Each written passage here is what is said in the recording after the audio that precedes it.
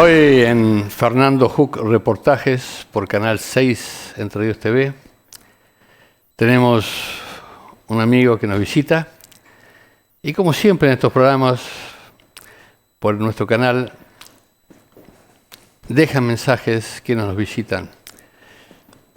Generalmente tengo un papel, una ayuda de memoria sobre las preguntas que yo voy a hacer. Hoy no hace falta. Hoy nos acompaña el doctor Lito Rabinovich, de Libertador San Martín, que ha estado muchas veces con nosotros por distintas razones, lo he llamado para charlar sobre temas específicos, pero hoy vamos a hablar sobre un montón de cosas que no tienen nada que ver una con otra, porque Lito es medio filósofo, multifacético, que puede contestar y hablar mucho sobre todas las cosas. Lito Rabinovich está en Libertador San Martín con un programa en nuestra radio FM Libertador 90.3, donde diariamente informa, es la única radio privada que hay, donde todos los días informa sobre temas que hacen a la vida del Libertador San Martín. ¿Qué tal? Buenas tardes. Hola Fernando, un gusto como siempre, una alegría estar juntos otra vez. Qué presentación, ¿no? Sí, es verdad, estoy incursionando. ¿Te sentí un filósofo? En distintas áreas de mi vida, sí, un poco. Le vamos a decir a la dentro gente, de la formación jurídica teníamos... Vamos a darle un marco a la cosa, Lito es abogado, se recibió de pastor, ¿no? Sí, soy licenciado en teología. Licenciado en teología, es adventista, es de origen judío, una combinación sumamente no usual. Sí, es verdad, sui generis. Así que, bueno, ¿edad? 72. 72. Así es. ¿Sos más joven que yo? Ahí no vas por ahí. Bueno, ¿familia?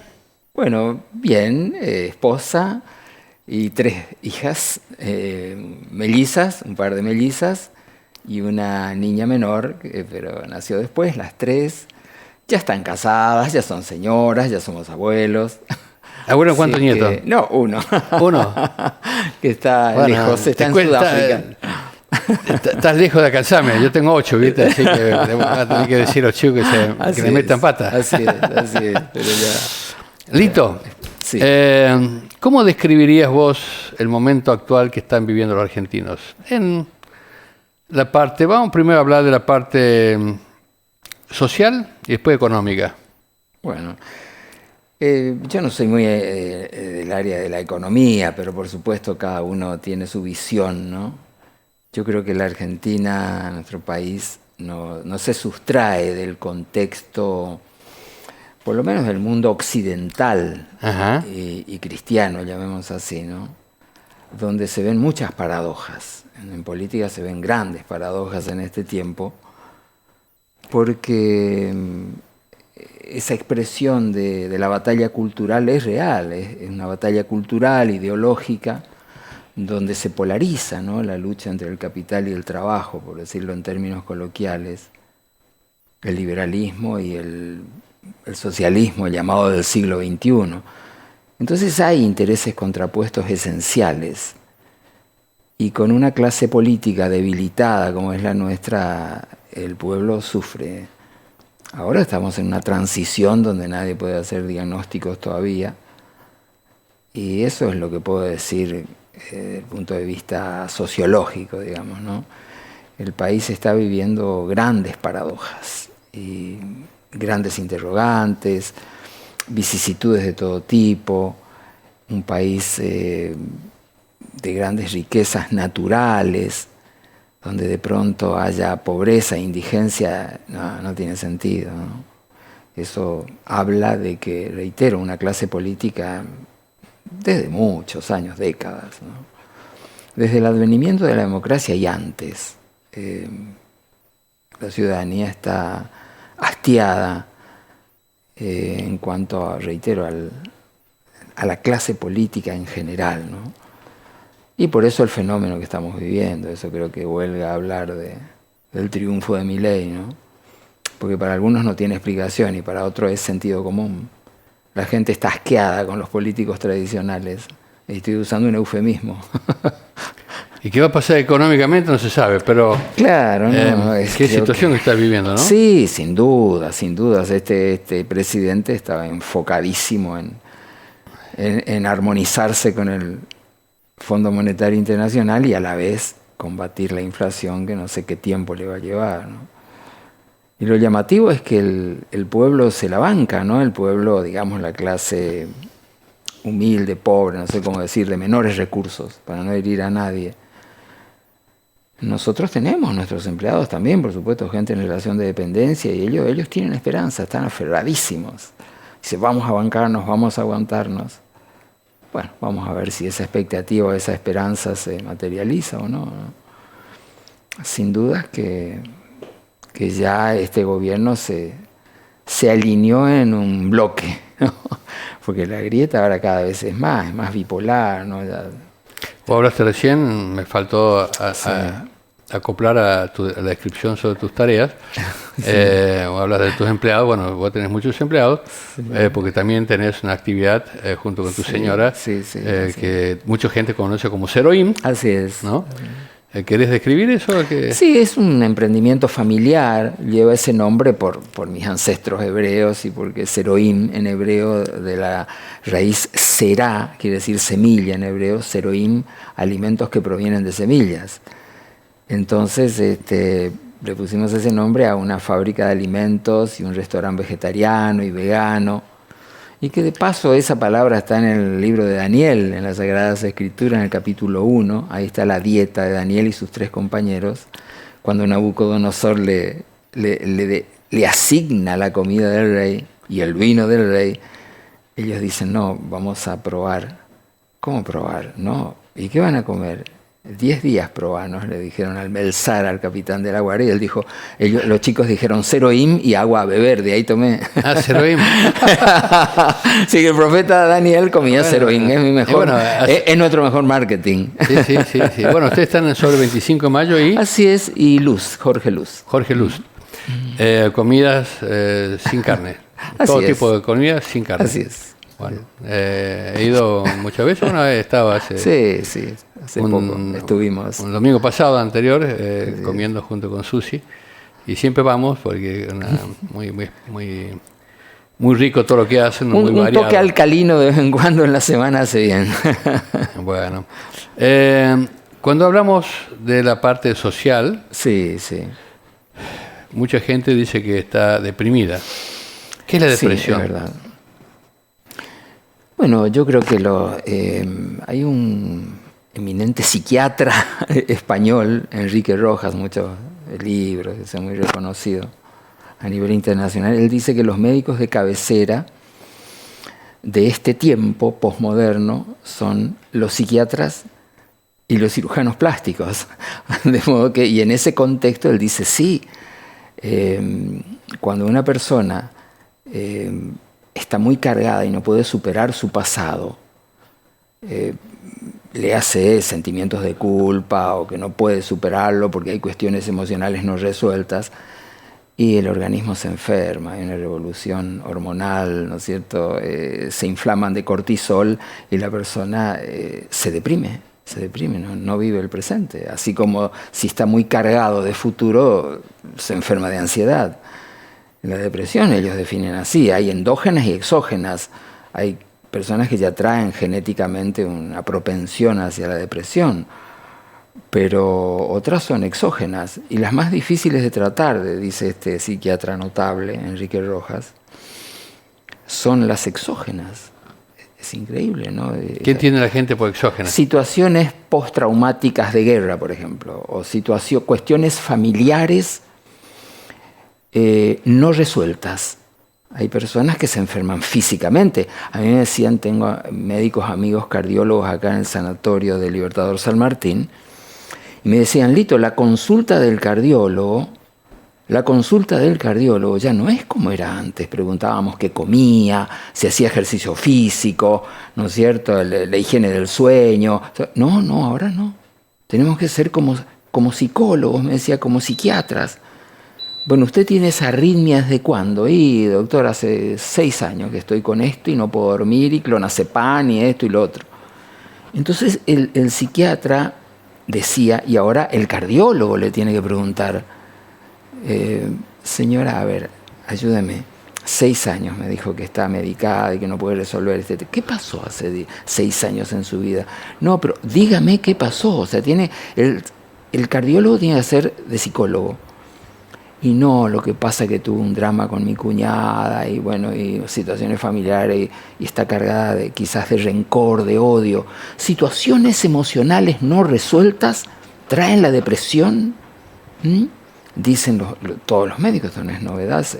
Obviamente que el sistema inmunológico decae y bueno, cualquier enfermedad, además de la depresión, y la depresión es la única enfermedad que lleva al ser humano a la muerte, al suicidio. Se suicidan los depresivos, otros no. Hay un estado de depresión. Y el mundo está así, está decía este médico.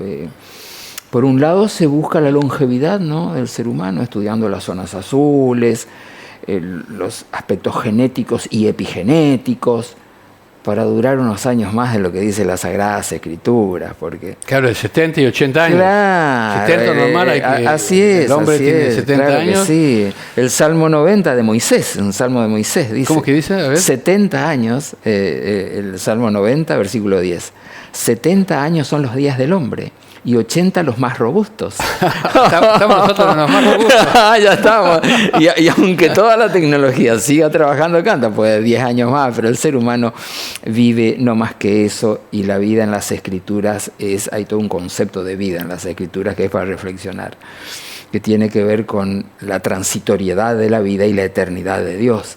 La vida en las Escrituras es muy efímera, ¿no? Muy efímera, ¿no? Pasa muy rápido la vida, ¿no? Sobre todo después del diluvio se acortó la vida del ser humano. Y el punto es que en ese mismo Salmo 90, me viene a la mente, ya que lo tocaste, el versículo 15, dice, entendiendo el salmista que nuestra vida es tan efímera, tan transitoria, le pide a Dios en oración, en ese Salmo, enséñanos a contar nuestros días para traer a nuestra vida sabiduría, ¿no? Sabiduría. Claro, vivir esa vida efímera con sabiduría. ¿Qué es la sabiduría? Bueno, qué tema. La sabiduría, y permitime tener conceptos teológicos, el rey Salomón, el rey sabio, ¿no?, por excelencia, habla de la sabiduría. En el Proverbio 9, versículo 10, dice, el principio de la sabiduría es el temor al Señor, el temor a Jehová. Entonces, ¿pero qué es el temor? Entonces tenemos que escudriñar eso, ¿no? Es otro tema de estudio en la teología. Él mismo, Salomón, al final después de su apostasía y de su retorno a Dios en la ancianidad, escribe otro libro, que es el Eclesiastés. Y en el último capítulo, capítulo 12, en el versículo penúltimo, creo que es el 12 también, o el 13, dice, el fin de mi discurso, dice el sabio, ya en su ancianidad, después de retornar de su apostasía a Dios, se consagra en su ancianidad otra vez a Dios, retorna a su Dios, después de apostatar, hace su teshuvá, dicen los hebreos, arrepentimiento y retorno, y ahí dice, el fin de mi discurso es este, teme a Dios y guarda sus mandamientos, porque eso es el todo del hombre. Entonces, la sabiduría es la persona que teme a Dios, pero no en el sentido de miedo, de tenerle miedo, sino temor reverencial. Es decir, el ser humano que establece una relación, el principio de la sabiduría es la relación con Dios. Establece una relación que es de temor reverencial, de veneración y finalmente de amor, dice la Escritura, porque Él nos amó primero. Dios desea de todas sus criaturas una relación que nace del amor, de la comprensión y del aprecio de su carácter. Él no halla placer en una obediencia forzada, sino que nos otorga libre albedrío para que nosotros elijamos ese amor, a quién servir. Entonces, una persona que establece esa relación de amor con su Creador es en las Escrituras un sadikim. ¿Y quién es un sadikim? Sadik, justo. Es un justo, uno que camina con Dios. Ese es un sabio.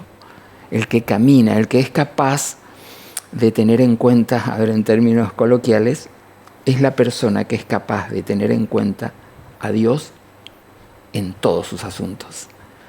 Ese es un sabio. Esa es la sabiduría. Pero desde este punto de vista del creyente, ¿no es cierto? Porque muchos sabios que no creen en Dios, ¿no es cierto? No, yo diría, no sé si son sabios, tendrán conocimiento. Yo puedo tener 2 títulos de Harvard y tengo mucho conocimiento, ser muy inteligente con un coeficiente de 160, eso no significa que yo sea sabio.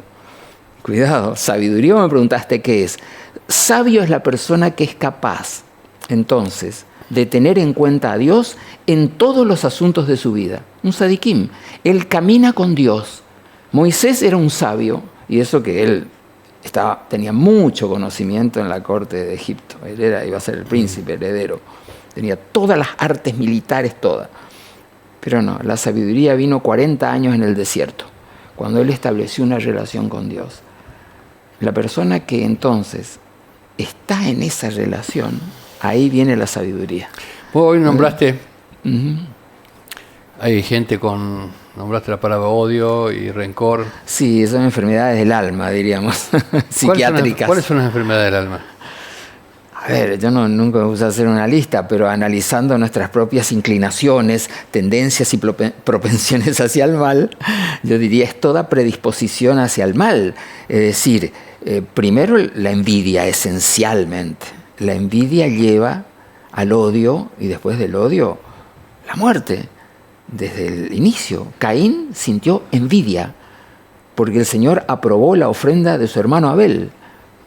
¿Y qué es la envidia? Bueno, los psiquiatras lo definen. José Ingeniero es el que mejor define la envidia en su obra El hombre mediocre. Es la perturbación del espíritu frente a la realización o la felicidad de otros. Yo no sé por qué, pero me perturbo ante los logros y la realización del otro. Vos me decís, mirá, Lito, me compré, qué sé yo, una Ferrari. Oh, te felicito, pero adentro me hace el gusanillo, dicen. Claro, dicen los españoles. Bueno, eso que no se puede definir, esa es la peor enfermedad del alma, es la envidia. Otra cosa es la codicia, que yo, qué lindo, uy, qué bronca, quiero tener una Ferrari como la de Fernando. Eso es codicia.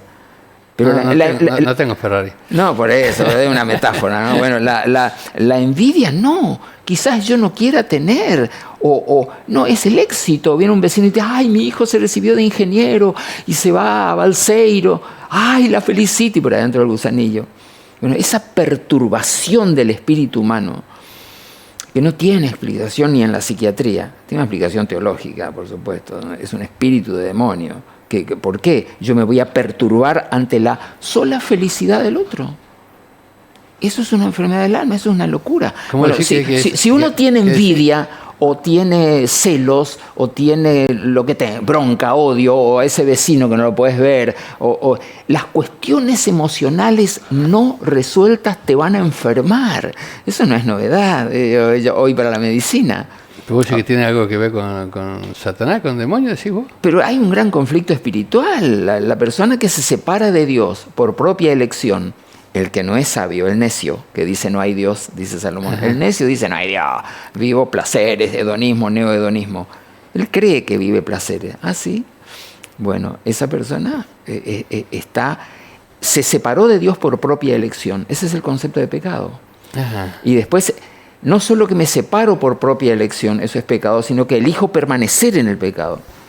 ¿Y qué puedes esperar de una persona que se separa de Dios? Prende la tele, mira en Ucrania, mira en el Medio Oriente y mira acá, en tu ciudad y en la provincia, en el país.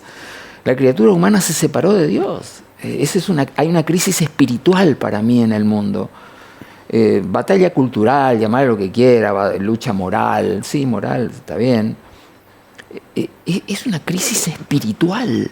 El hombre se ha separado de Dios. No lo tiene en cuenta Dios en sus asuntos cotidianos. Yo daba clase de doctrinas bíblicas ahí acá en Libertador San Martín, ¿no? En la UAP. En el secundario, en el superior, en todas las líneas. Daba clase de Derecho a los chicos de ciencias económicas y dábamos doctrinas bíblicas a los chicos de quinto año secundario. Imagínate, le decía estas cosas y los chicos te miran y dicen, este está loco, este es un místico. Pero ¿y cómo hace usted para sacarle la maldad a la gente? ¿Cómo hace? ¿Pero cómo? ¿Y dónde está Dios? ¿Dónde el dolor? Bueno, 1000 preguntas, las grandes preguntas. Pero todos sabemos, Fernando, que Dios puso eternidad en el corazón del hombre. Y nosotros tenemos que tomar una decisión. Como hoy te decía, Él desea de cada uno de nosotros una relación que nace del amor. Él podría mandarte una CBA hoy que das así, clic, y entonces por miedo, te haces religioso rápido, ¿no? Como hizo con Nabucodonosor. Pero Él no actúa así, actúa con las personas. Él es el Señor, es Dios. Capaz que la gente, los jóvenes Él nos que vos atrae. decís, no sabe cómo claro, no todo sabe, lo que vos decís, que el amor espiritual. a Dios y todo eso, no lo entiendo, no sabe, nadie le explicó cómo hacerlo. Correcto, por eso digo que el hogar, la familia argentina tiene que volver a sus tradiciones. Con esto no solo de la posmodernidad, sino con estos esquemas, ¿no es cierto?, del populismo y estas desviaciones. Ideología de género, por ejemplo, eso es altamente satánico. En las Sagradas Escrituras es abominación, definitivamente. Como si Dios creó al hombre, hombre y mujer, ¿no es cierto? Dejará por tanto el hombre a su padre y a su madre y se unirá ¿a quién? ¿A otro hombre? ¿A una oveja? ¿No es cierto? ¿Cómo esas perversiones diabólicas? Se unirá a su mujer y los dos serán una sola carne en el santo estado del matrimonio. No me venga que vos te percibís jirafa, te percibís... ¿Qué te percibís? Yo respeto a los trans, a los homosexuales, los respeto. Pero en la medida que quieran infundir eso en mi familia a través de la educación o lo que sea, los combatos son mis enemigos personales. Así directamente, porque no puede ni el Estado ni un grupo humano querer infundir esas ideas que para mí no son de Dios, no son de las Sagradas Escrituras. Por eso dije, esta civilización occidental y cristiana tiene fundamentos, las Sagradas Escrituras. No importa de qué denominación sos católico, evangélico, judío, lo que sea. Jung, el gran Jung, le decía a sus pacientes en la consulta, ¿usted es judío? Practique el judaísmo. ¿Usted es cristiano católico? Practique el catolicismo. ¿Usted es evangélico? Practique el evangelio. ¿Es protestante? Así le decía. ¿Por qué? Porque él advertía que el ser humano estaba quebrando y buscando cosas por nuevas. lo menos siendo indiferente, yo diría peligrosamente indiferente, alarmantemente indiferente a la vida espiritual. Yo no estoy hablando, Fernando, que tenemos que volvernos a la religiosidad en cuanto a liturgia, leyes rituales. No, cada uno sabrá cómo practicar su fe. La espiritualidad es otra cosa. Es como dije al comienzo, Moisés caminaba como viendo al invisible. ¿Qué es eso? Misticismo, ¿no? Profundo sentido de la presencia invisible pero cierta de su Dios. Para eso hay que tener Era fe. un tipo espiritual. Claro, pero para eso hay que tener fe. Y hay gente que no le enseñaba a tener fe o Correcto. no necesita Entonces, fe, no la fíjate buscan. la importancia de los padres, de los sacerdotes, de los pastores, que retorne el ser humano al Señor y se lo inculca, se hace la catequesis, el estudio bíblico. La fe se le enseña. ¿Qué es esa convicción de lo que no se ve? ¿Cómo puedo confiar en algo que no veo? Y ahí está lo que tú dices, la enseñanza de la espiritualidad en el ser humano. Hay una crisis de espiritualidad en la humanidad, yo diría, más que moral o religiosa, ¿no? Uh-huh. Bueno, me pongo eufórico porque yo daba clase de esto y los chicos me hacían las grandes preguntas. Profe, ¿de dónde venimos? ¿Para qué estamos y a dónde vamos? Parecían los filósofos griegos. Y yo, ¿pero cuál es el sentido de la vida? Bueno, se analizaba el creacionismo versus evolucionismo y después que ellos estaban convencidos que no descendemos de un primate, les caía mejor que descendemos del amor de Dios, nuestra existencia, ¿no es cierto? Que es el resultado del amor creador de Dios, es una consecuencia de su amor. Y cuando aceptaban esa convicción, bueno, ya nuestra existencia es una consecuencia del amor de Dios en el vientre de mi mamá. Dice el Salmo, David en el Salmo 139, porque tú me formaste en el vientre de mi mamá. Estoy maravillado y mi alma lo sabe muy bien. Lean el Salmo 139. Estoy maravillado y mi alma lo sabe muy bien. Cuando los chicos estaban maravillados, que los padres somos nada más que instrumentos del amor de Dios para que esas dos células, la vida nace, la vida es del Señor, Él da la vida. Entonces se maravillaban un poco. ¿Y la vida ahora qué sentido tiene? ¿Para qué vivimos? Decía con sabiduría, ¿para qué vivimos? Y bueno, para laburar, decían, para estudiar, para tener un título.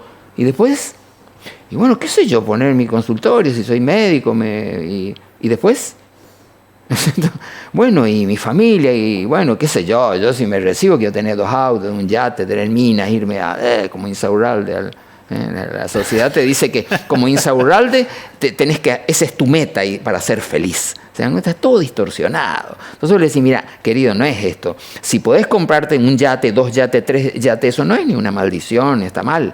Pero trabajando con dignidad, la cultura del trabajo, ¿no es cierto? Bueno, todas esas cosas, Fernando, eso se perdió. ¿Y a quién le vamos a culpar? ¿Al peronismo? ¿A los radicales? ¿Qué sé yo? A toda la clase política enferma. Se habla mucho del fin del mundo. Los mismos, el famoso reloj de la humanidad, ¿no? Sí. Estamos sí. En la hora 58 minutos, ¿no? Estamos a un minuto o menos del fin del mundo, según las computadoras, según los científicos, según estamos al borde de la extinción de la humanidad. Es un tema muy serio, muy delicado, Fernando, porque todas las cristianas, el mismo judaísmo, es decir, con la fuente de las Sagradas Escrituras y las profecías bíblicas, nos anuncian que estamos viviendo un tiempo del fin, un tiempo final, no sabemos cuánto, pero hay señales que nuestro Señor Jesucristo dio en el Evangelio de San Mateo 24, en muchas profecías, pero nuestro Señor Jesús habló de guerras y rumores de guerras. Habló de que será como en los días de Sodoma y Gomorra. ¿Estamos viviendo esos días? Yo creo que sí, Fernando. Si nosotros tuviéramos una concepción de lo que está pasando en todos los niveles, tenemos que decir, perdón, Sodoma, perdón. No, esto es una barbaridad lo que se está viviendo, ¿no? El ser humano en un neohedonismo solo vive para un presente continuo de placer, pero desenfrenado, ¿cierto? Si los psicólogos me dicen que tengo que borrarme del pasado, a veces se exagera, ¿no? A veces se exagera. Y no preocuparme por el futuro, por allá, ansiedad, acá atrás, depresión. Vivo mi presente, cuidado, pero con sabiduría. No es dar rienda suelta a todas mis inclinaciones, pasiones, tendencias, propensiones, un libertinaje, una concupiscencia que yo hago orgías de comida, orgías sexuales, de toda la atrocidad que hoy sabemos de la humanidad. Agarré y miran tu teléfono y nuestros hijos lo miran, el chiquitito, grande, todas las atrocidades que antes era de adultos, el chiquitito de 8 o 10 años, tiqui, tiqui, tiqui. Bueno, eso te está demostrando que son señales de que estamos en el fin del mundo. O el ser humano retorna a Dios, o si no, no sé en qué terminamos. Sí, hoy estamos leyendo un poquito la cronología de la guerra de Ucrania. Estamos a un segundo de una bomba atómica en Europa, en todos lados, ¿no es cierto? Ahí se terminó la humanidad. Sí, estamos muy porque cerca tienen tantas ojivas nucleares. Por otro lado, dice que el 13 de abril del 2029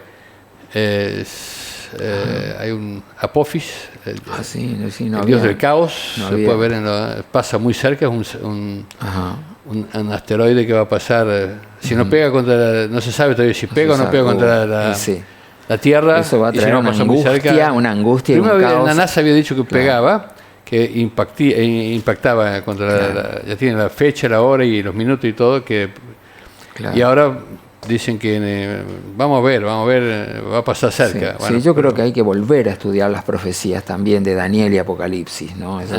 Apocalipsis habla del fuego, del cielo, etcétera, sí, pero no, es un mensaje de esperanza. Hay que volver a estudiar bien con nuestros pastores y sacerdotes el mensaje ahí de la isla de Patmos. No es un mensaje así de terror, de pánico. No, mensaje tenés un minuto de esperanza. ¿Cómo no? Que pasó volando, ¿viste? No me di cuenta, porque si nos estamos saludando. Nos estamos saludando y ya nos estamos yendo. Un minuto de una palabra para nuestros televidentes. Sí, cómo no. Un mensaje bueno. Yo creo que, como decíamos al comienzo, tratar de que nuestros hijos y nietos vean por precepto y ejemplo. Eso no quiere decir, hoy que hablé de los sadiquim, que son los que caminan con Dios, no son seres impecables, son seres humanos. Moisés era un sadiquín, cometió varios pecados, hasta no entró a la tierra prometida por un pecado que él cometió, un error cometido. Bueno, cada ser humano puede retornar a Dios en cualquier momento, dicen las Sagradas Escrituras, ¿no es cierto? Si alguno hubiere pecado, abogado tenemos para con el Padre a Jesucristo el justo. Y Él es fiel y justo para perdonar nuestros pecados y limpiarnos de toda maldad. Si alguno hubiere pecado, dice el apóstol Juan 1:9, ¿no es cierto? Entonces, bueno, ¿qué? Si confesamos nuestros pecados, Él es fiel y justo para perdonar nuestros pecados y limpiarnos de toda maldad. Nuestros padres no son infalibles, son frágiles y vulnerables y pueden cometer errores. Pero nuestros padres quieren lo mejor para sus hijos y han hecho todo por nosotros. Hagamos ahora por nuestros hijos, que están viviendo una posmodernidad donde hay una crisis de escala de valores y de orden de prioridades, ¿no es cierto? Este psiquiatra dijo que la pandemia del siglo XXI, busquen sus obras y sus disertaciones, Enrique Rojas, español, la pandemia del siglo XXI de la posmodernidad, y ellos lo ven en la consulta, ¿sabe cuál es? Los divorcios. Se están quebrando las familias formales del mundo occidental y cristiano. El divorcio es la pandemia de este siglo. Entonces, papá, mamá, a ver si resolvemos y nuestros hijos ven por precepto y ejemplo lo que tienen que ver. No porque nosotros seamos infalibles. Si no tenemos fuerzas para mostrarle a nuestros hijos, por ejemplo, un mundo mejor, digámosle, Señor Jesús, ten piedad de nosotros. Ayúdame a mostrarle a mis hijos, por precepto y ejemplo, un mundo mejor. Gracias, José. Por favor, Lito. Lito, perdón. Tengo un hermano José, somos los dos. Lito. Sí. No, por favor, gracias a vos. Me emocionan algunos temas, pero creo que esto es importante. Semillas de verdad, nada más. Gracias. Hasta pronto. Te vamos a estar invitando para que hablemos sobre tantas características humanas, ¿no? Sí, estos fueron unos disparadores. Sí, sobre el dolor, sobre la pasión, la muerte, el amor, el odio, el rencor, como dijiste vos, temas. Y tantas otras cosas que son muy bien explicadas por ti. Muchas gracias y hasta pronto. Gracias, hasta pronto.